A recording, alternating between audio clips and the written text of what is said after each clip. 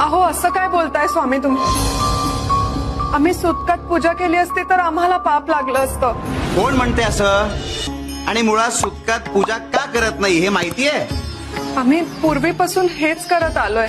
आमच्या आई वडिलांनी जे केलं तेच आम्ही अंगीकारलं आणि असा प्रश्न आम्हाला कधी पडलाच नाही. हेच चुकतं तुमचं.